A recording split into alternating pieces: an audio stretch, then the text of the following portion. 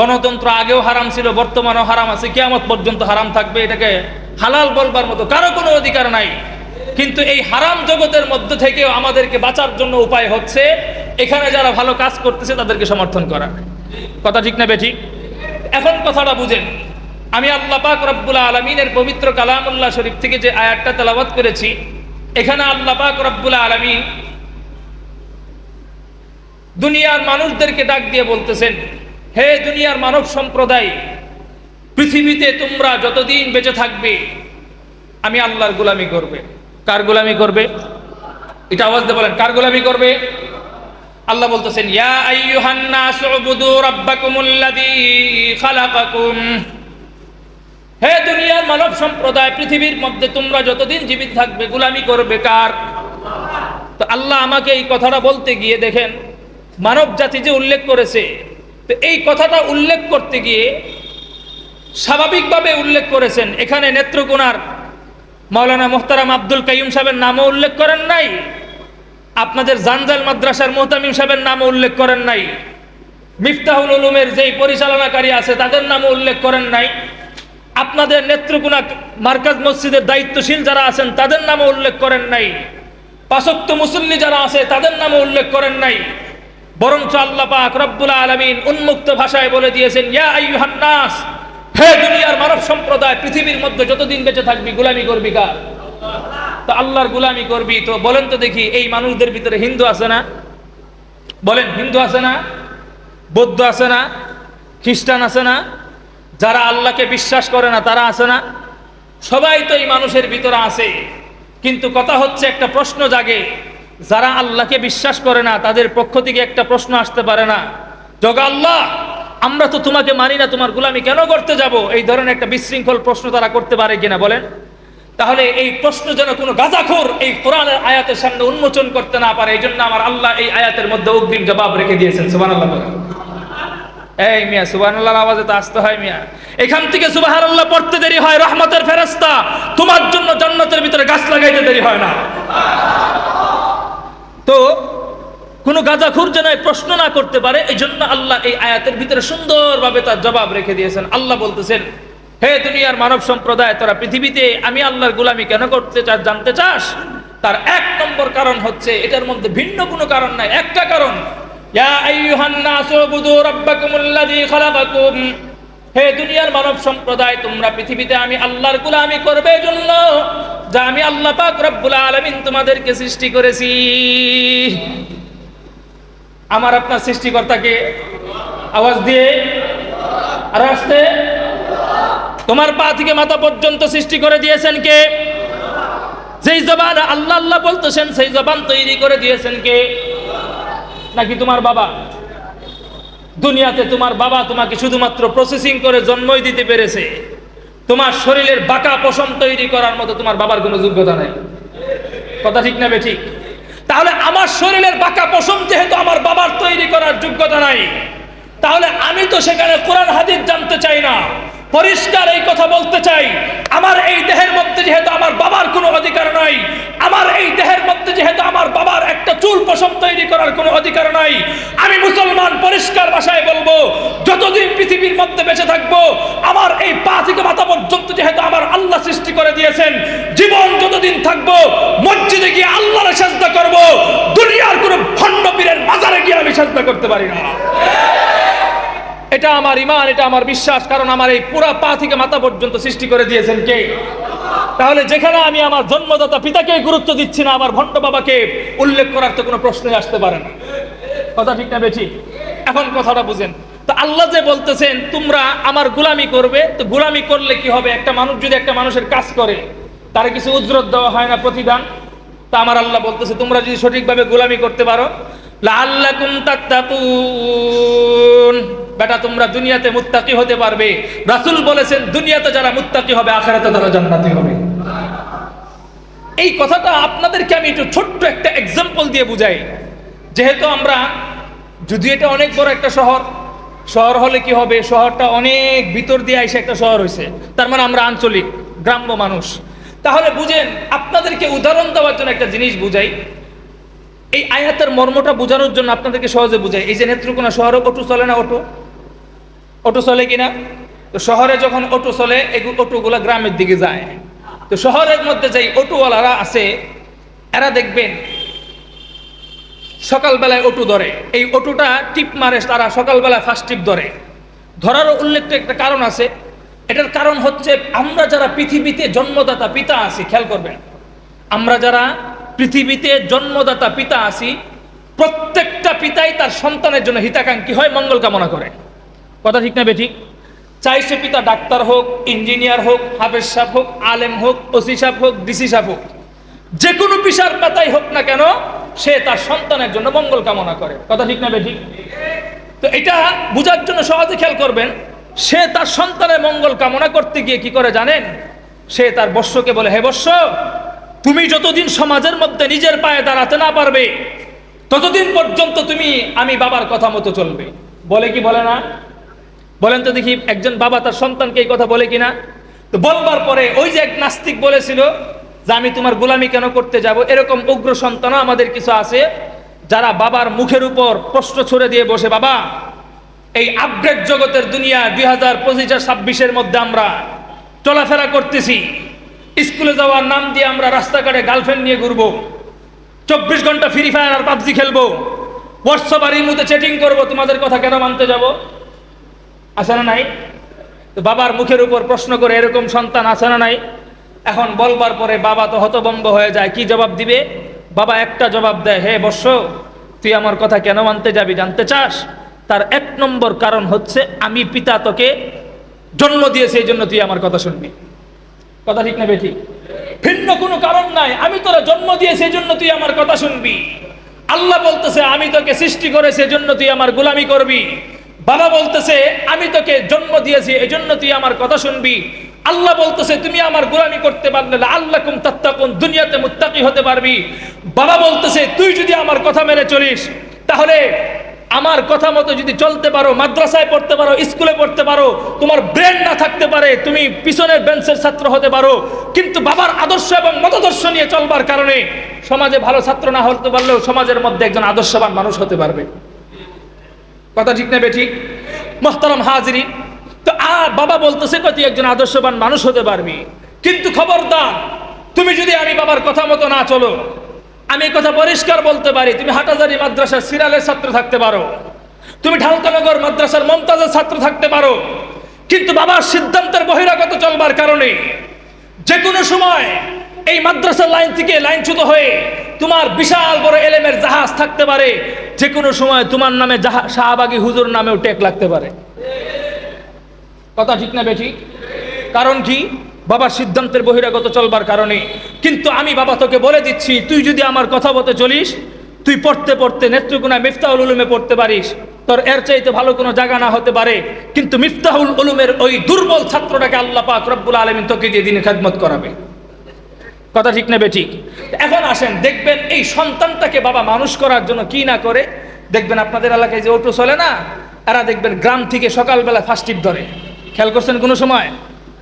আজান হয়, নামাজে যায় না, কিন্তু ফার্স্ট টিপ ধরে। কারণটা কি? সকালবেলায় ঘুম থেকে উঠে তো উঠে ফার্স্ট টিপ যখন ধরে তো অটোতে যায়, তো অটো দিয়ে যখন যায় সকালবেলা তো বউ আর তার জন্য বিরিয়ানি রান্না করে রাখে না। বর্তমান যুগের বউ আর আগের বউ তার একরকম নাই।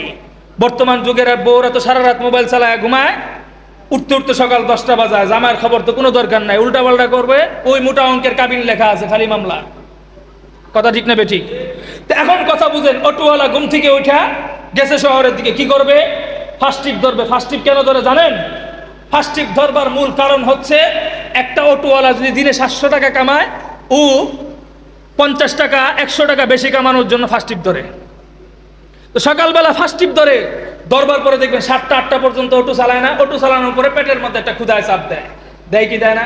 তো ক্ষুধায় যখন চাপ দেয়, এই বেচারা অটোওয়ালা দোকানের মধ্যে বসে বসে বসে চিন্তা করে কি খাবে।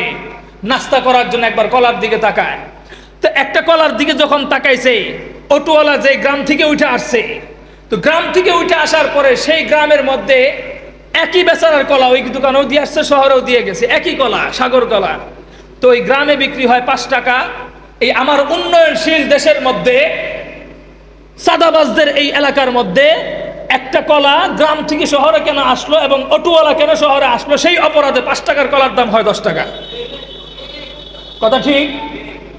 এখন বুঝেন, আপনাদের নেত্রকোনা বাজার থেকে একই বেকারির থেকে রুটি তৈরি হয়েছে, যেই রুটি শহরেও দিছে এই রুটি আবার গ্রামেও গেছে। এই রুটি গ্রামে বিক্রি হয় 5 টাকা, শহরে আইসা অটোওয়ালা খাইলে দাম হয় কত? কথা বলে 10 টাকা। এখন 10 টাকা 10 টাকা করে যদি একটা রুটি খায় আর 2টা কলা খায়, বিল আসবে কত? 30 টাকা। তো অটোওয়ালা তো সকালবেলা ফার্স্ট টিপ দেওয়ার জন্য বের হয়েছে কেন?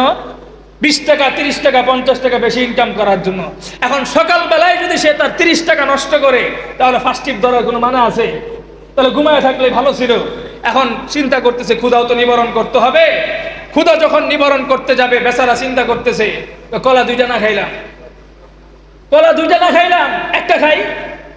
তো একটা যখন খাবে, দাম ধরতে গেছে, খাওয়ার সময় চিন্তা করতেছে, প্রথমত 2টা কলার দিকে তাকায় রয়েছে। একটা কলা যখন খাবে, খাওয়ার সময় চিন্তা করতেছে এই কলার দাম যদি হয় 10 টাকা, তাহলে পূর্ব কাটলি একটা মাদ্রাসা আছে, ওই পূর্ব কাটলি মাদ্রাসা আমার একটা ছেলে হেজখানায় পড়ে। তো আমার এই ছেলে যখন হেজখানায় পড়ে, ওরে যদি সকালবেলা আমি 20 টাকার নাস্তার খয়রাত না দিতে পারি, আমার এই সন্তান হেজখানায় যাবে না। তার মানে আমি আমার কোনোদিন আমি হাফেজ সাহেবের বাবা হতে পারবো না। বাবার চোখ দিয়ে পানি পড়তে থাকে, আর এই কলা ছিঁড়ার দুঃসাহস করে না। বাবা চিন্তা করলো 2টা থেকে আমি একটা খাই। এখন সর্বশেষ সিদ্ধান্ত নিলে একটা খাবে। আরেকটা যখন খাবে, খাইতে গিয়ে আবার মনে পড়লো আমার একটা ছেলে না স্কুলে পড়ে ডাক্তার হবে। এখন যদি আমি আরেকটা কলা ছিঁড়ি, ওরে জোহরের সময় 100 টাকার বাজেট না দিতে পারলে ও আর স্কুলে যাবে না। তার মানে আমি গরিব রিস্কাওয়ালা কোনোদিন ডাক্তারের বাবাও হতে পারবো না, হাফেজ সাহেবের বাবাও হতে পারবো না। এই গরিব দুঃখী বাবা, সে তার কষ্ট সহ্য করতে না পেরে 2 চোখ দিয়ে পানি টলমল টলমল করে পড়তে থাকে। এই গরমের মধ্যে সিদ্ধান্ত নেয় আমি আর এই রুটি কলা দিয়ে খাবো না। রৌদ্রের উত্তপ্ত গরম পানি দিয়ে সে রুটিটাকে ভিজিয়ে খায়, সন্তানকে আদর্শবান মানুষ বানানোর জন্য। কথা ঠিক না বেঠিক? তো আলহামদুলিল্লাহ, আমাদের সন্তান যারা আছে, তারা আমার বাবার, গরিব বাবার পকেট থেকে 20 টাকা 30 টাকা খসিয়ে ওরা হেজখানার ভবিষ্যৎবাণী খাতা গুছাবে তো দূরের কথা, স্কুলে ছাত্ররা প্রাইভেটের বই কিনবে তো দূরের কথা, ওরা আমার গরিব বাবার পকেট থেকে টাকা খরচ করে এমবি কিনে 24 ঘন্টা ফ্রি ফায়ার আর পাবজি খেলে রাতের বেলা গার্লফ্রেন্ডের সাথে কথা বলে। কথা ঠিক না বেঠিক? মুহতারাম হাজিরিন, কিন্তু আমার বাবা বলে দিয়েছেন, তুই যদি আমার সিদ্ধান্তে চলতে পারিস তাহলে সমাজের মধ্যে একজন ভালো মানুষ হতে পারবি। আমার সিদ্ধান্তের বাহিরে চলবি, সমাজের মধ্যে ভালো মানুষ হবে তো দূরের কথা, মানুষ তোরে মানুষ হিসেবেই মনে করবে না।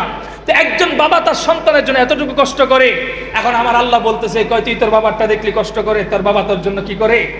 অথচ আমি আল্লাহ পাক রব্বুল আলামিন, তুমি জন্মগ্রহণ করবার পূর্ব মুহূর্তেই তোমার জন্য সমস্ত রিজিকের ব্যবস্থা করে দিয়েছি। আমি আল্লাহ, তুমি জন্মগ্রহণ করবার পূর্ব মুহূর্তে তুমি কোন জায়গায় থাকবে, তুমি কোন জায়গায় খাবে, কোন জায়গায় বসবাস করবে, তোমার কোন জায়গায় মৃত্যুবরণ হবে, সমস্ত কিছু আমার আল্লাহ বলতেছে, কয় তোর আরামের জন্য আমি তোমাকে সব কিছু আগের থেকে সেটেল করে দিয়েছি। এটা যাদের বিশ্বাস না হয়, আমি আপনাদেরকে উদাহরণ দিয়ে বুঝাই। বলুন তো দেখি, একটা মানুষ বড় হইতে গেলে এমনি এমনি বড় হয়ে যায় নাকি তার জন্য খাবারের ব্যবস্থা লাগে? খাবারের ব্যবস্থা লাগে। দেখবেন আমি আর আপনি যখন দুনিয়াতে আগমন করব, আগমন করবার পূর্ব মুহূর্তে মায়ের পেটের মধ্যে 9 মাস 12 মাস ছিলাম কি ছিলাম না? তো 9 থেকে 12 মাস যখন আমি ছিলাম মায়ের পেটের মধ্যে, বলেন তো দেখি আমি আর আপনি সেখানে কি আঙ্গুল ফুলে কলা গাছ হয়ে গেছিলাম নাকি সেখানে খাবারের প্রয়োজন হয়েছিল? খাবারের প্রয়োজন হয়েছিল কিনা? তো খাবারের যখন প্রয়োজন হয়েছিল, দুনিয়ার কোনো ডাক্তার, কোনো ইঞ্জিনিয়ার তোমার মায়ের পেটের মধ্যে খাবার পৌঁছাতে পারে নাই। আমার আল্লাহ তোমাকে ভালোবেসে মহব্বত করে তোমাকে দুনিয়াতে সুখে শান্তিতে থাকবার জন্য তোমার মায়ের পেটের রক্তস্রাবণের মাধ্যমে সেখানে 8 থেকে 9 মাস পর্যন্ত লালিত পালিত করেছে। এরপর যখন তুমি সেখানে বড় হয়ে গেলা, দুনিয়ার মধ্যে যখন আগমন করলা, তা আগমন করবার পরে আমার আল্লাহ কি সুন্দর সিস্টেমে দুনিয়াতে তোমাকে পাঠিয়েছে। তুমি যখন দুনিয়ার মধ্যে আগমন করেছিলে, আগমন করবার সাথে সাথে একটা চিৎকার করেছিলে। যেই চিৎকারের আওয়াজ শুনে তোমার ফুফু, তোমার দাদা, তোমার নানা, তোমার খালারা হাসাহাসি করেছিল। এত কথা বলে কেন? তোমার ফুফু, তোমার খালা, তারা হাসাহাসি করেছিল, কিন্তু তোমার ওই কান্নার পিছনে মানুষ হাসাহাসি করার কোনো কারণ ছিল না। তোমার ওই চিৎকার এবং কান্নার পিছনে ছিল তোমার পেটের মধ্যে ক্ষুধার চাপ ছিল। দুনিয়ার কোনো মানুষ বুঝতে না পারলেও যেই রব তোমাকে দুনিয়াতে পাঠিয়েছেন তিনি বুঝেছেন যে নেত্রকোনার এই আব্দুল্লাহ আল মারুফ সে এখন মানুষকে হাসানোর জন্য আসে না, তার পেটে ক্ষুধা চাপ আছে, খাওয়ার চাপ আছে। তার পেট নিবারণ করার জন্য আমার আল্লাহ পাক রব্বুল আলামিন তার পেটের এই চাহিদা পূরণ করার জন্য ইমার্জেন্সি তার মায়ের বুকের মধ্যে দুধের ব্যবস্থা করে দিয়েছে। তো তুমি যখন চিৎকার করেছিলে তোমার খাবার নিবারণ করলো, নিবারণ করবার পরে দেখবেন এই বাচ্চাটা আস্তে আস্তে 5 মাস 6 মাস যায়, 8 মাস যায়, 9 মাস যায়, দেখবেন আস্তে আস্তে হাত বড় হয় না? কখনো বাবার প্লেট থেকে মায়ের প্লেটের মধ্যে হাত দেয়, কখনো মায়ের প্লেট থেকে বাবার প্লেটে হাত দেয়। কি বুঝাইতে চায়? বাচ্চা এটা এখন আর দুধ খাইতে চায় না, ও এখন কি খাবে? ভাত খাবে, ফল খাবে, আম খাবে। এখন ওর এই আমের চাহিদা এবং ভাতের চাহিদা নিবারণ করবার জন্য আমার আল্লাহ পাক রব্বুল আলামিন গোটা বাংলাদেশের মধ্যে সোনালী ধানের ব্যবস্থা করে দিয়েছে। মুহতারাম হাজিরিন, মুহতারাম হাজিরিন, এই আলোচনা যেটা শুরু করেছি ফিনিশিং করার মতো না, এখন শুধু এতটুকু বলি, 2 মিনিট টাইম আছে। তো আমার আল্লাহ পাক রব্বুল আলামিন তোমাকে আমাকে খাবারের ব্যবস্থা করে দিয়েছে ধানের মাধ্যমে। এখন মানুষ হয়তো প্রশ্ন করতে পারে, হুজুর ধান ক্ষেত তো আমরাই লাগাই, ধান ক্ষেত আমরাই তৈরি করি। আপনারা এটা প্রশ্ন করতে পারেন, হ্যাঁ আমরা বিশ্বাস করি ধান ক্ষেত আপনারাই লাগান, কিন্তু এই কথাকে বিশ্বাস করেন তা আপনারা ধান ক্ষেত লাগান ঠিক, কিন্তু আমরা দুনিয়াতে বসবাস করবার পরে যেই পরিমাণ অপরাধ আমরা করি, আমরা দুনিয়াতে বসবাস করবার পরে গরিব দুঃখী মানুষদের উপর যেভাবে অত্যাচার করি, আমি আর তুমি যখন রাতের বেলায় অন্ধকারে যে পরিমাণ গুনাহ করি, আমার আল্লাহ যদি এই গুনার দিকে তাকিয়ে গোটা বাংলাদেশের সমস্ত ধানগুলোকে যদি একদিনের বৃষ্টির বজ্রঘাতের মাধ্যমে চিটা বানায় দেয়, দুনিয়ার কোনো বাপের বেটার ক্ষমতা আছে সেই চিটাওয়ালা ধানগুলোকে চাউলে রূপান্তরিত করবে? বলে কারো কোনো ক্ষমতা নাই। কিন্তু আমার আল্লাহ তোমাকে দয়া করে মহাব্বত করে ধানের এই রিজিকগুলা প্রশস্ত করে দিয়েছে। ও দোস্ত, আমরা আজকের এই কথা ফিনিশিং হওয়ার মতো না, যদি আবার কখনো আসে আলোচনা হবে, কিন্তু আমরা এতটুকু বুঝি পৃথিবীতে আমার আল্লাহ তোমাকে এই দুনিয়াতে পাঠিয়েছেন কেন? তার মূল 1 নম্বর কারণ কি? তুমি আর আমি যতদিন বেঁচে থাকবো গোলামি করবো কার? আর আসতে